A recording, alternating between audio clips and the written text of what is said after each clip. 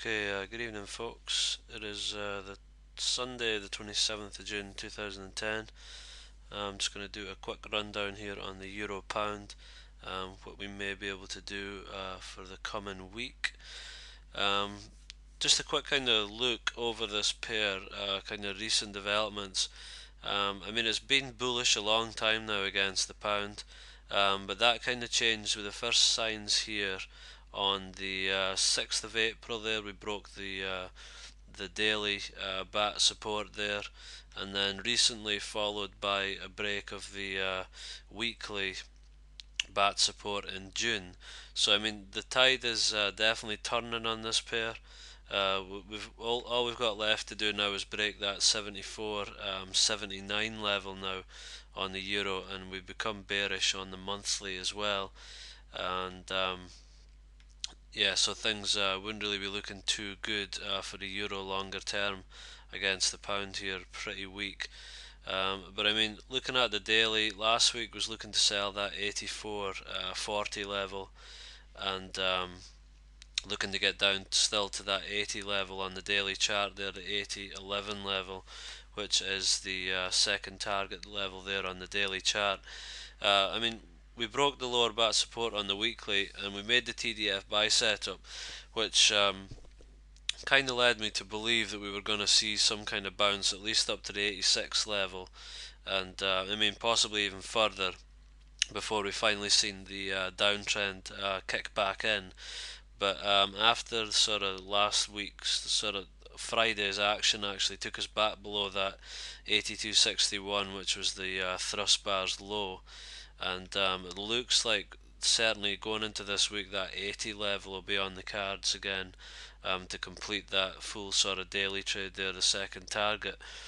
I mean, we only have 3 days left in the month here, so I mean, looking at the monthly chart, if we do get down towards sort of down to that 80 level for the close of the month, that'll be a nice clean removal of this huge thrust bar that we had here. So obviously a lot of action came in this month here. So this is the level that we're kind of trading around at the moment.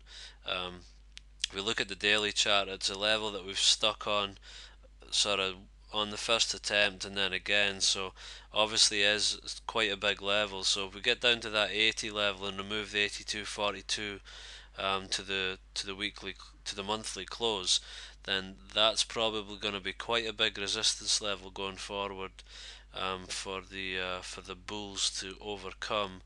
So I mean, let's say we get down to that 80 level, possibly further, maybe slightly through. Sell setup complete would then move to around the 84 level, um, which is still above that 82.42. But as we know, obviously with these monthly candles, we can go above that level sort of temporarily during the month and then come back down to close below it, and give the sort of bearish confirmation.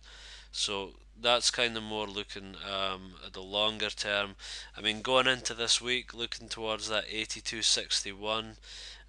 We actually posted an inside day on Friday, so I mean we could see a scenario where I think if we do actually make a move for that 82.61 level before we go lower, I would be looking towards selling that level this week definitely.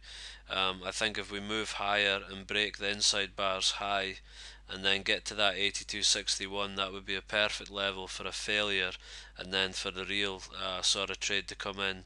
So sort of trapping all the bears in the market, the bulls in the market there, thinking that we're, like the false breakout, the stuff that we were looking at this week, the high khaki stuff. That would just be sort of textbook if we could get up to that 82 sort of 60, 82.62. So that would basically break through the high of Friday, only just by, let's see, 82.72. So it's only 9 pips above the high, but then I would quite easily see a reversal on the back of that, and then a good quick move down towards that 80 level. So that's what I'm going to be looking at doing this week in the room. If we make towards that 82.61 level before we go down towards the 80, then I'll look to sell a failure on that level. Okay, cheers.